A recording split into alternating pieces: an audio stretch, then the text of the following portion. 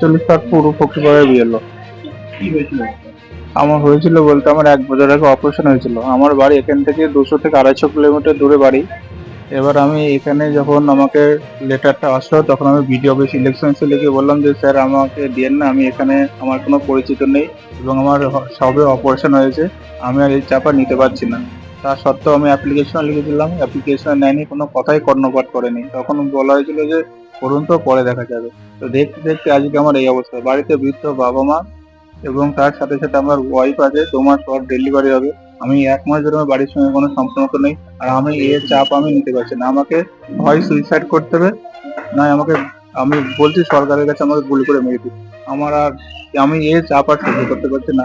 সারাদিন মাঠে থাকতে হয়, এসে আবার ওগুলো ডিজিটাইজ করতে হয়, আবার হিসাব করতে হয় কে ফর্ম নিল কে দিল না। আমার পক্ষে এত চাপ নেওয়া সম্ভব না। আর সামনে আমার স্কুলের 8 তারিখ থেকে অ্যানুয়াল এক্সাম, সেখানে প্রশ্ন দেখার ব্যাপার আছে, খাতা তৈরি করতে হবে, রেজাল্ট তৈরি করতে হবে। আমি এখন কি করব?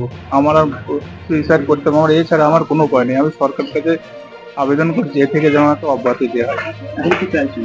এখন চাই আমার এই চাপ কমাক এবং আমাকে এখান থেকে অব্যাহতি দেওয়া হোক। আমার শরীরের কন্ডিশন এমনি ভালো না, কালকে আমাকে এখানে 2টোর সময় ভর্তি করেছে। আমার কান্নাকাটি দেখে আশেপাশের লোকজন এসে দরজা খুলে তারপর খবর দেয় বিভিন্ন জনকে, সেই সমস্ত দাদারা আমার এখানে ভর্তি করেছে। নাহলে আমার অবস্থা কি হতো আমি নিজে বলে বোঝাতে পারতাম না। আমি আপনাদের মাধ্যমে জানাতে যাচ্ছি ডিএম ম্যাডামকে বা সরকারকে, আমাকে এখান থেকে প্লিজ অব্যাহতি দিন, নাহলে আমার আর কিচ্ছু করার উপায় থাকে না, আমাকে বাধ্য করে অন্য পথ বেছে নিতে হবে। আপনার নাম? আমার নাম ওয়াসিম পারভেজ, আমার বাড়ি কৃষ্ণনগর, নদীয়াতে। এখানে কোথায়?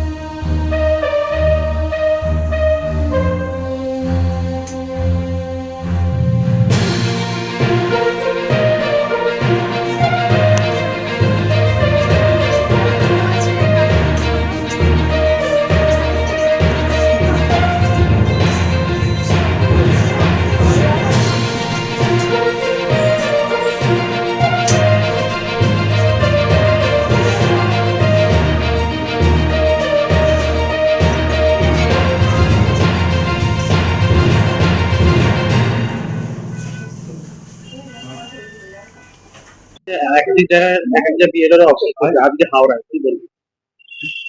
এটা তো সম্পূর্ণ অপরিকল্পিত এসআর। এসআর করতে গেলে মিনিমাম একটা সময় হাতে নিয়ে এসআর করা উচিত।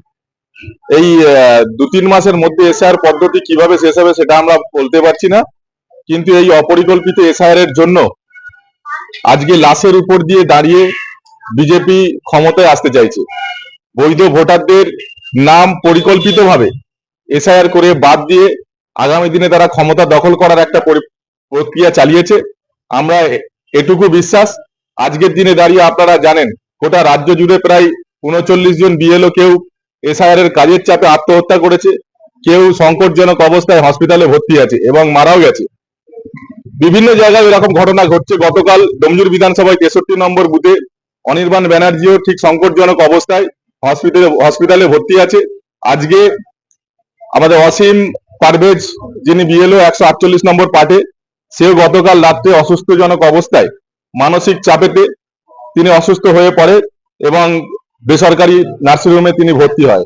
1 মাস আগে তার একটা অপারেশন হয়েছিল এবং আগামী মাসে তার ওয়াইফের ডেলিভারি ডেটও রয়েছে। বিভিন্ন এই সমস্ত ঘটনাগুলো আবেদন করে নির্বাচন কমিশনকে তিনি জানিয়েছিলেন এবং নির্বাচন কমিশন কোনো কথা না শুনে, কর্ণপাত না করে তাকে আরো কাজের চাপ বাড়িয়েছে। তাই তিনি মানসিক ভাবে আক্রান্ত হয়েছে, মানসিক ভারসাম্য তিনি হারিয়েছেন এবং তিনি অসুস্থজনক অবস্থায়, সংকটজনক অবস্থায় আজকে হসপিটালে ভর্তি রয়েছেন। দেখুন, এটা তো নির্বাচন কমিশন যেভাবে বাংলার প্রত্যেকটা মানুষকে অত্যাচার, মানে বিএলও কে অত্যাচার করছে। এই বললাম না, একটা অপরিকল্পিত এসআইআর, যেটা 1-2 বছর ধরে হওয়ার কথা, সেটা 3 মাসে কিভাবে সম্ভব? সে 1 সপ্তাহ বাড়ালেও আজকে এরা তো মানুষ, এদেরও তো মানুষের চামড়া গায়ে রয়েছে, তাদের পরিবার রয়েছে, পরিজন রয়েছে, এবং একটা চাকরিও করে তারা। এইভাবে তারা মানসিক প্রেশার ক্রিয়েট করছে এবং তাদেরকে যেভাবে হেনস্থা করছে, আমরা তার ধিক্কার জানাই। এবং বিজেপিকেও আমরা জানিয়ে রাখি, তোমরা যতই নির্বাচন কমিশনকে এইভাবে ব্যবহার করে আগামী দিনে ক্ষমতায় আসার চেষ্টা করো, আজকের দিনে অন রেকর্ড বলছি, আগামী নির্বাচনে তারা বিরোধী দলের যে স্বীকৃতিটা আছে সেটাও হারাবে।